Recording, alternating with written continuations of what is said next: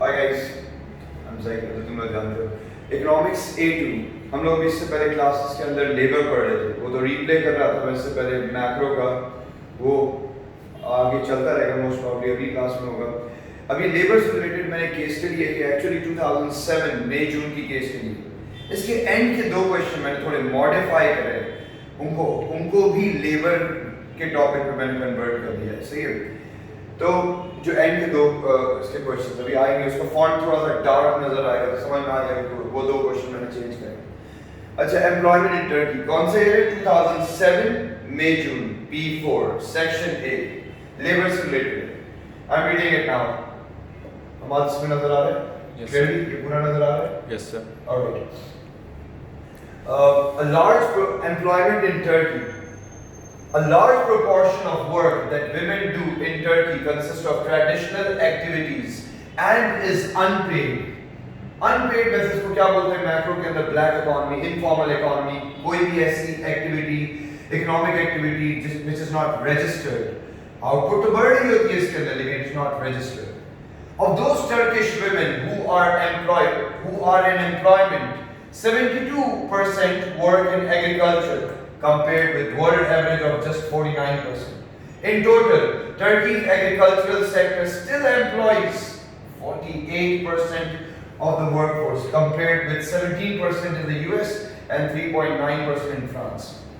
In Turkey, the greatest social inequality between the genders lies in the level of education. 26% of the women are illiterate.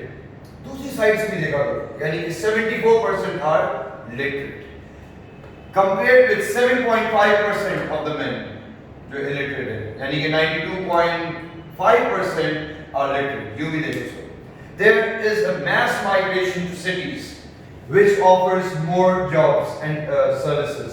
यानी कि migration to cities is what? Urbanization. Rural area से निकल के urban area move कर रहे हैं. But the less educated women are not able to take up these opportunities. जो कम पढ़ी लिखी हैं, they are not able to take up these opportunities. शायद उनसे related कोई काम नहीं है शहर के अंदर.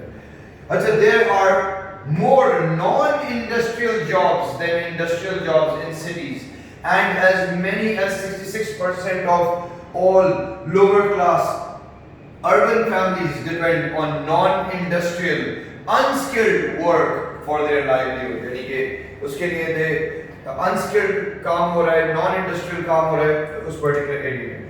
Turkey continues to face economic challenges, including a large informal economy. जो मैं अभी थोड़ी देर पहले बोल रहा था, large informal economy. कोई भी ऐसी इकोनॉमिक एक्टिविटी जो हो रही है लेकिन वो it's not recorded, it is not to the knowledge of the government. सही है, यानी कि इससे टैक्स भी नहीं मिलता. पाकिस्तान के अंदर काफी इनफॉर्मल इकोनॉमी है, इसको ब्लैक इकोनॉमी भी बोल सकते हैं. Large income inequality, इस पे लॉरेंस कर्व यूज करा था, याद है? हर चीज कनेक्ट होती है, हम पढ़ रहे हैं. A large inefficient government sector, यानी कि 3 सेक्टर तो है ये इकोनॉमी, अब ये अंडरस्टैंड कि जो पढ़ रहे हैं पूरा अप्लाई हो रहा है. And relatively high unemployment, एक इकोनॉमिक ऑब्जेक्टिव डिस्टर्ब हो रहा है. Birth rates and death rates are declining. Birth rate and death rate decline हो रहा है. Birth rate कम हो रहा है, death rate भी कम हो रहा है, यानी कि लाइफ एक्सपेक्टेंसी बढ़ रही है, लिविंग स्टैंडर्ड बेहतर हो रहा है. The age structure in which there are many young people will continue to cause difficulties in the labor market as young people become old enough to seek jobs. यानी कि frictional unemployment का duration इतना ज़्यादा है कि एक job खत्म होते ही दूसरी जॉब मिलते मिलते बहुत टाइम हो जाता है कि वो मेरे ख्याल से जवानी से बुढ़ापे तक पहुंच जाते हैं. सही. Since 1970s, the population of Europe has multiplied by 1.2. But in Turkey it has multiplied by 2.5. Many Turkish people seek work in other countries where they think the job opportunities are better. यानी कि migration, immigration या emigration country से बाहर जा रहे हैं, इससे भी country की GDP production कम होगी. हम आज इसको scroll करें नीचे. अच्छा, जाएं एक सेकंड रुक जाओ, वही कर रहा हूँ मैं. अच्छा, economic data about Turkey. GDP agriculture यानी कि प्राइमरी सेक्टर से कितना बढ़ रहा है? 11.7. GDP फ्रॉम इंडस्ट्रियल सेक्टर यानी कि secondary sector 29.8. GDP from services sector, tertiary sector 58.5. Feature काफी डेवलप कंट्री जैसा है, यानी कि ये वाला फीचर यानी कि टर्शियरी सेक्टर से सबसे ज्यादा जीडीपी जनरेट हो रहा है। Percentage of population below poverty line से भी नीचे है, सही है, 20% ऑफ पॉपुलेशन, बहुत बड़ा अमाउंट है जो लोग गरीब हैं इस कंट्री के अंदर। अच्छा, percentage of population living on under $2 a day, यानी कि $2 लेस देन $2 लगा लें, यानी कि 300 रुपए से कम लगा लें, 200 रुपए अर्न कर रहे हैं, 200 मल्टीप्लाई बाई 30, 6000 रुपए महीने का अर्न कर रहे हैं। तो ये भी एब्सोल्यूट पॉवर्टी में होंगे या रिलेटिव पॉवर्टी में होंगे? एब्सोल्यूट पॉवर्टी में होंगे। ये भी बहुत मुश्किल हो जाएगा अपने बेसिक एंड्स को रीड करना।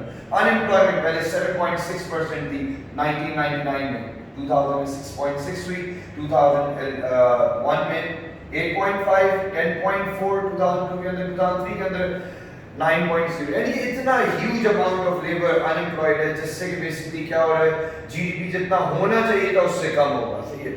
अच्छा, what is meant by GDP?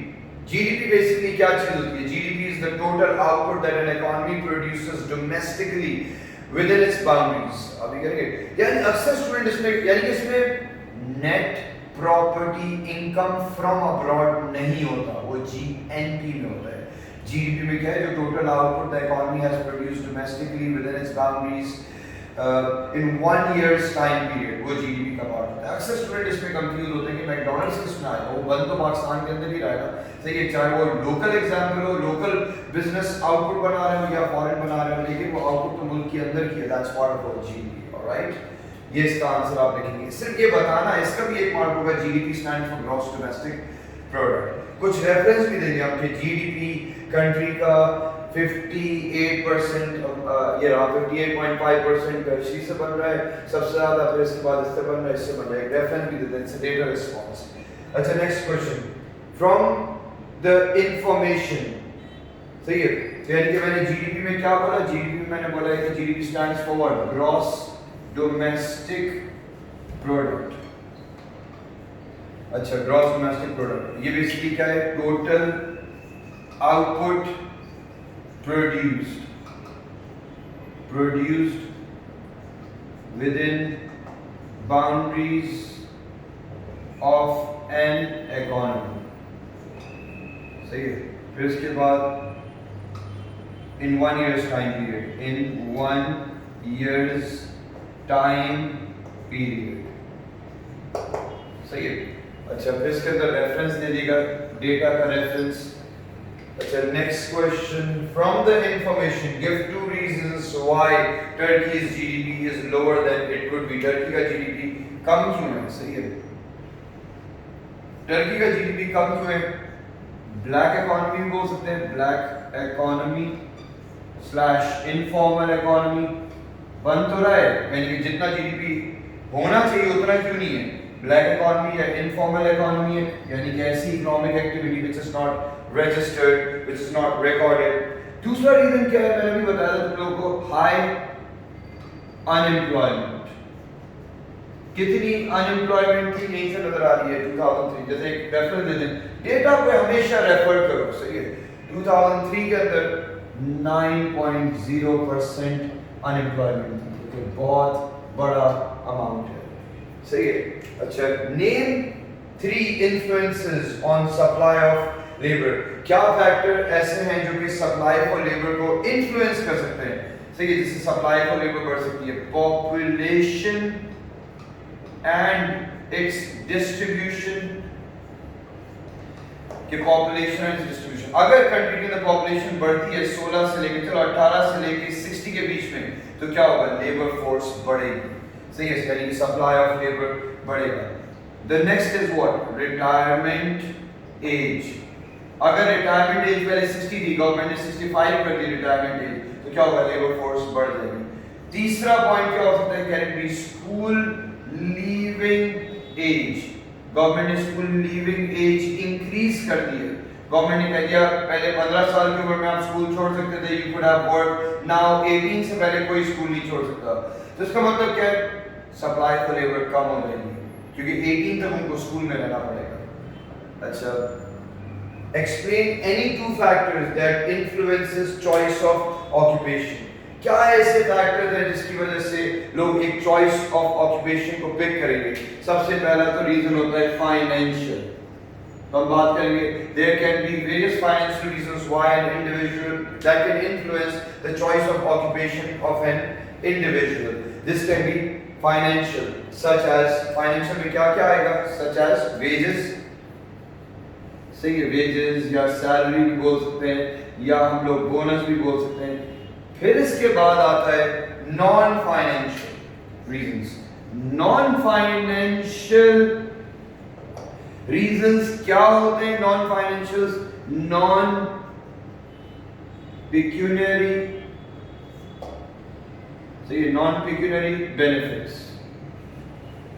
अभी क्लियर होता है कि नॉन पिक्यूनियरी बेनिफिट्स ये बेसिकली क्या होते हैं? These are actually non financial benefits, यानी कि fringe benefits. Maybe it can be chances of growth in an occupation, ठीक कहते हैं, या फिर क्या कहते हैं non-financial में number of holidays. It can be कितने घंटे आप काम कर रहे हैं. It can be maybe free office maintained car, free medical. ये सारे फैक्टर हैं जो कि एक बंदे की choice of occupation को influence करेंगे. सही है. अच्छा, हम थोड़ी सी देर के लिए इसको pause कर दें ताकि मैं इस बोर्ड को clear कर दूं. Is everyone clear with this? फिर मैं दूसरी तरफ बढ़ रहा हूँ.